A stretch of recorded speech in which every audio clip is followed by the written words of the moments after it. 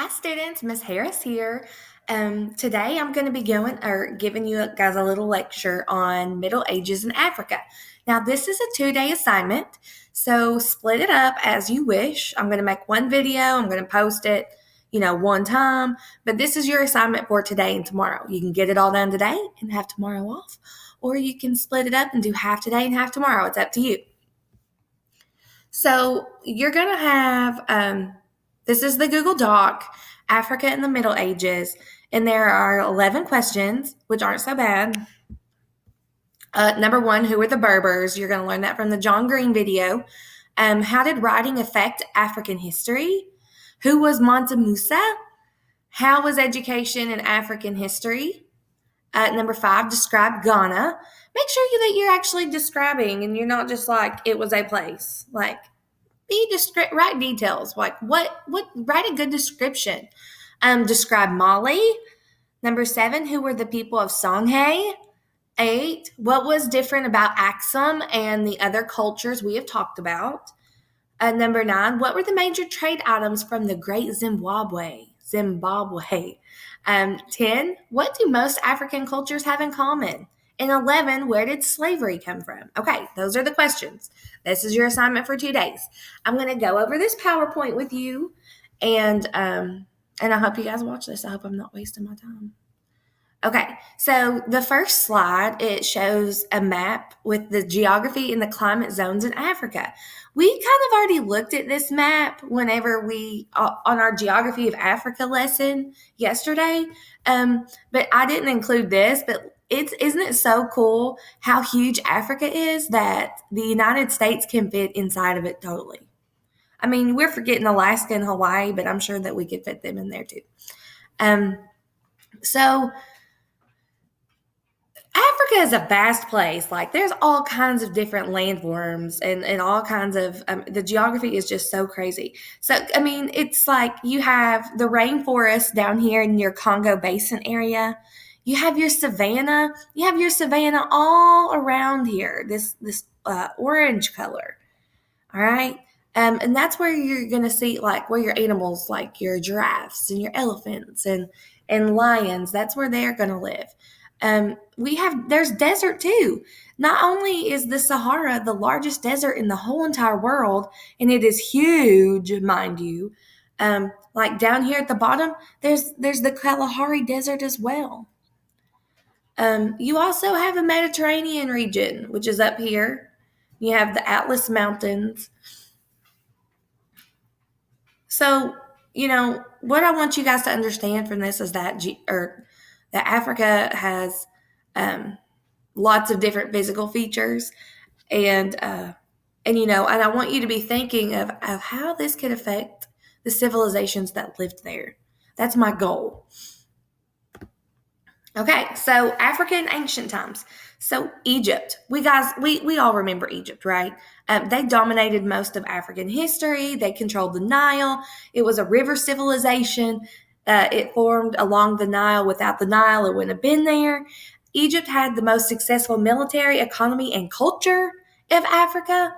And then you guys may have or may have not heard about Kush and Nubia. This is in modern day Sudan. These people traded with Egypt and survived. They survived past Egypt based on geography.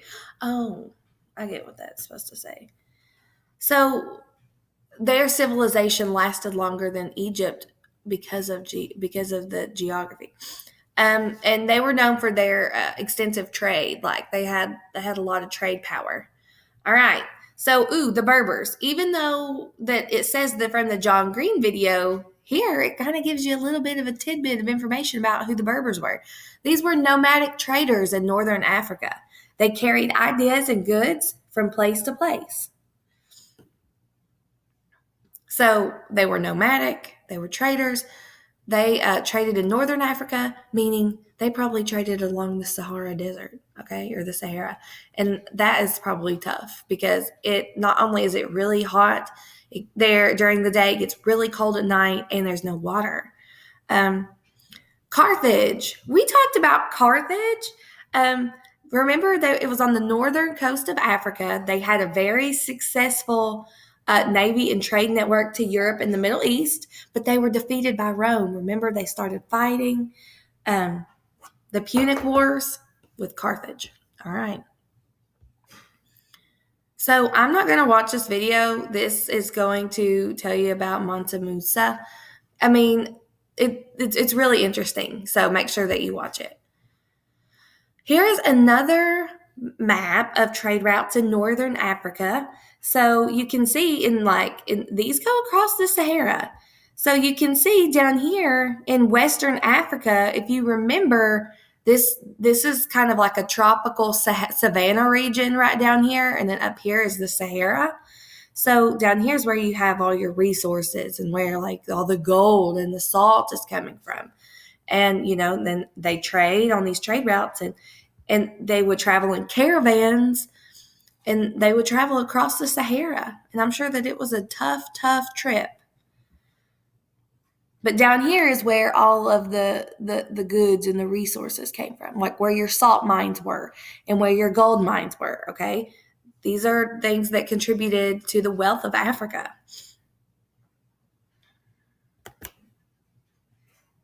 All right, so next we're going to talk about Ghana. So Ghana was the crossroads of trade. Goods came from Africa, the Sahara, and the rainforest. Salt and gold were the biggest trade good of Ghana.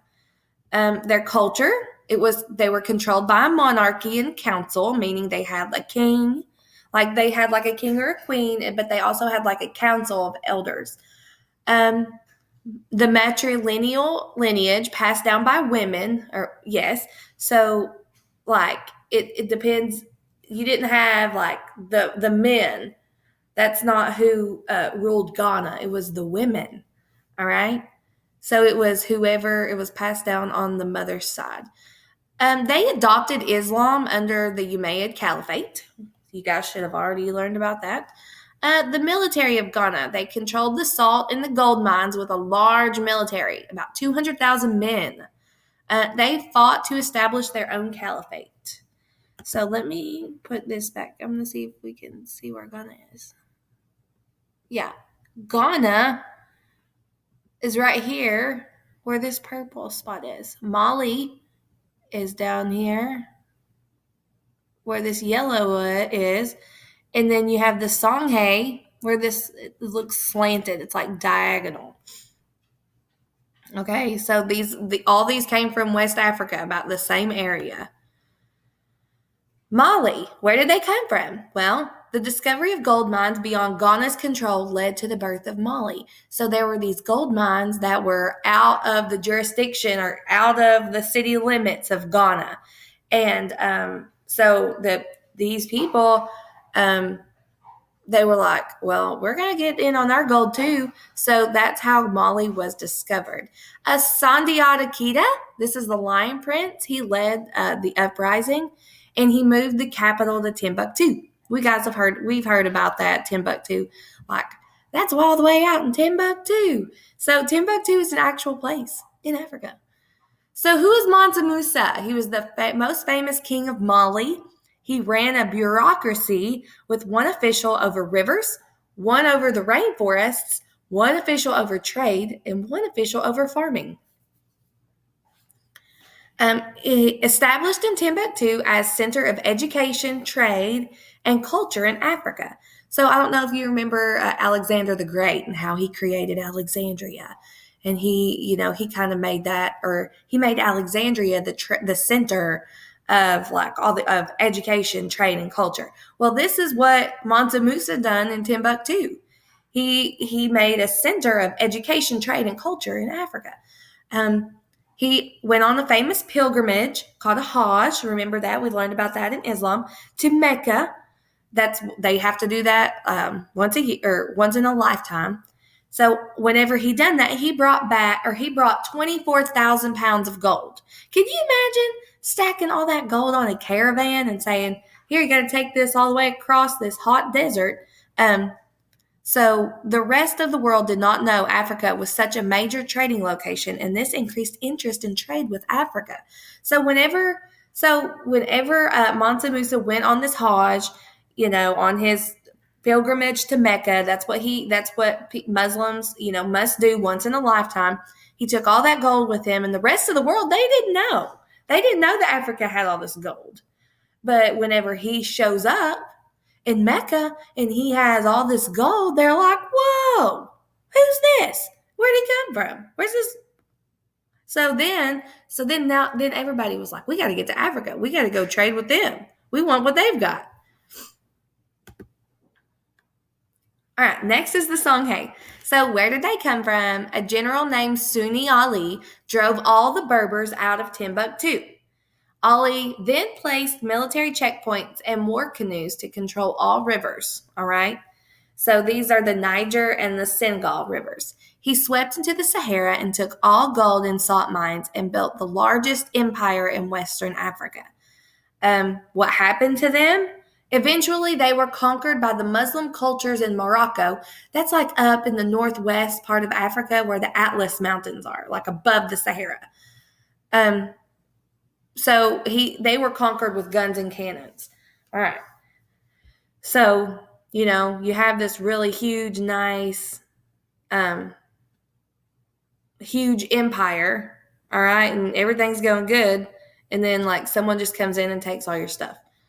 It's kind of sad. I would be upset.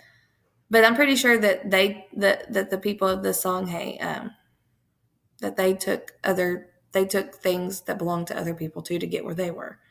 That seemed to be a thing in the past. Axum. It is located in modern-day Ethiopia and Eastern Africa. So if we go back to our map, all right, you can't really see it because over here is the Horn of Africa. It's behind this. But over here is where Ethiopia and the Ethiopian highlands, over here in this Horn of Africa. That's where the Axum were located. Axum, I don't know how to say it. It's one way or the other. It is located in modern-day Ethiopia in Eastern Africa on the Red Sea and near the Nile. So I don't know if you guys remember this from last year, but over here's the Red Sea. And right here is your Nile River. So Axum was located probably like right in there somewhere. What is unique about the culture of Axum? Remember, this is on your notes, okay?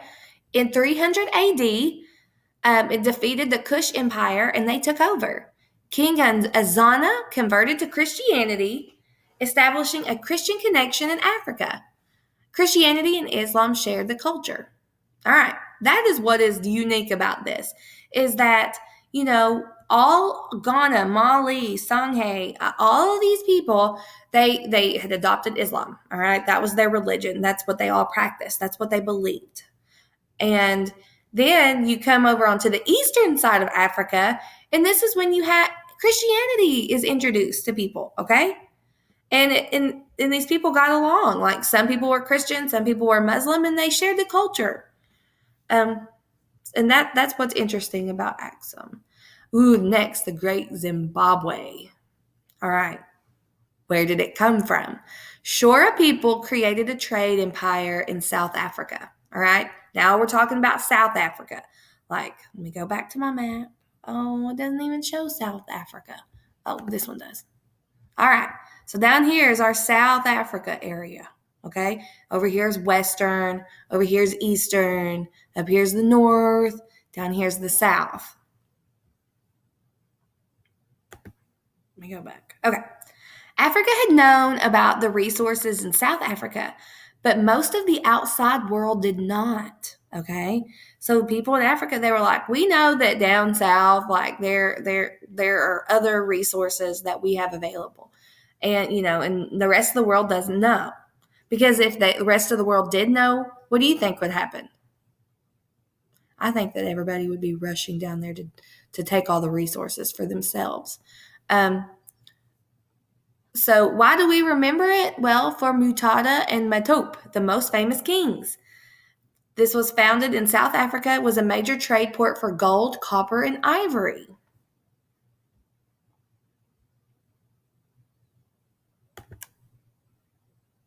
All right. Now it talks about that this is a little chart, African trading empires. You have Axum, Ghana, Mali, Songhai, and Zimbabwe, which was down here. So it tells you the time period, it tells you the goods that they traded, and it talks about key facts. This is a pretty good chart.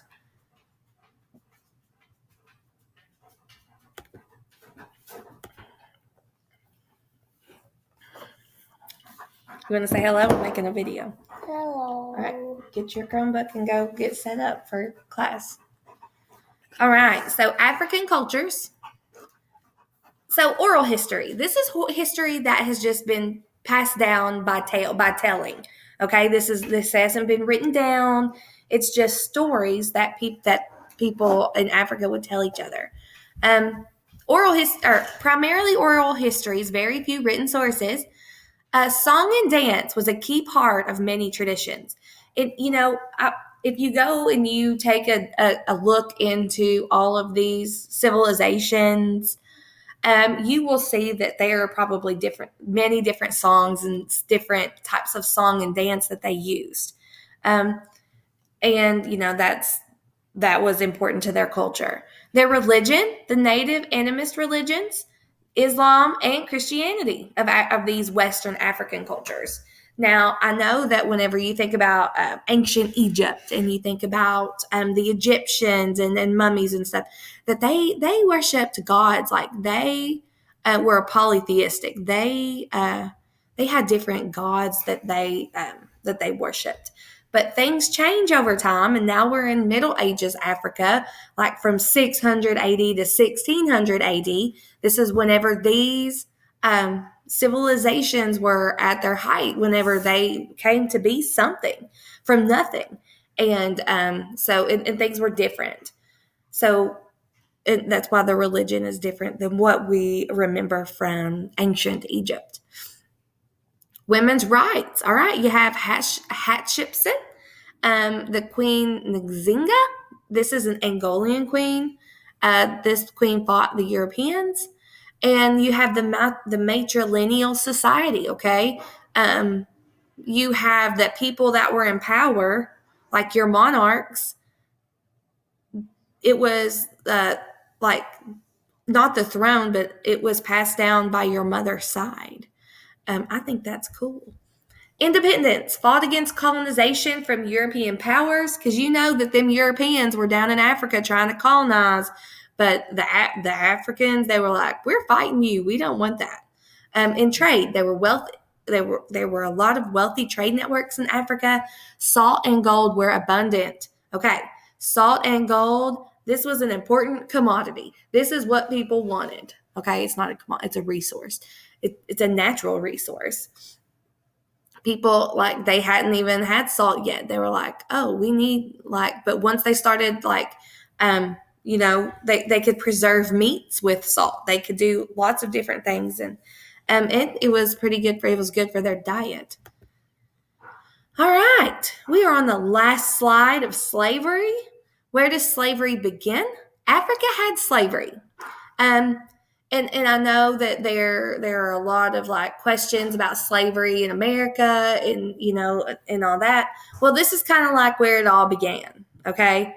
So Africa had slavery during this time, mainly as a punishment for crimes or prisoners of war for hundreds of years. Okay. So the people who were slaves, they were being punished for a crime, or they were a prisoner of war. So you remember whenever those Europeans came and maybe they were trying to colonize and they just wouldn't stop. Well, maybe some of these cultures or the Songhai or the Ghana, some of these civilizations. Sorry about that. Shh. Anyways, at the beginning, slaves were prisoners of war or being punished for crimes. Islam, remember, we've learned about Islam. It would forbid holding other Muslims as slaves. Okay, so other Muslims, if you practiced Islam, if you were a Muslim, you could not be held as a slave, but outside groups could be held. Okay, remember those outside groups like Christians or other groups that had different, beliefs. Portugal arrives in 1400 and trades for gold and salt. So Portugal, I don't know if you guys remember, Portugal is like right here. So it's up here above these Atlas Mountains. Doesn't take long to get to Africa from Portugal. Very close. Portugal arrives in 1400 and trades for gold and salt. As Portugal builds an empire in the Caribbean, East Indies, and South America, growing new resources, cotton, grapes, indigo, and rice. We'll get to that. I know that you guys probably have a basic understanding of that, but I know that that we're going to learn about that in class after Christmas. It might be later on after Christmas. I don't know exactly when it'll be after Christmas, but it'll be some point after Christmas. So Portugal arrives, to trade for gold and salt. They build an empire in all these different places. So over in the Caribbean, which is like below to like the southeast of the coast of Florida, all right, the Caribbean Sea. Then you have the East Indies, okay, that's also down there in the Caribbean. Then South America, that's below America. So Portugal was like, hey, we're going to grow all these new resources. We're going to farm cotton and grapes and all this stuff. But they're like, who's going to do all the work? Okay? Because cotton and grapes and indigo and rice, these are all very labor intensive crops to grow. So you have to have there's a lot of labor going on. I don't know what is going on in here. Good thing I'm about done. So after that, Portugal began to import slave labor from Africa to work these fields in 1444. So they would take these people who were, being forced into slavery as a punishment, and they would transport them from Africa, from these Western empires, to over across the Atlantic Sea. And we'll get to that too. But this is how slavery began. All right. So I hope that I have helped you guys through this. I hope that you guys watch this mainly.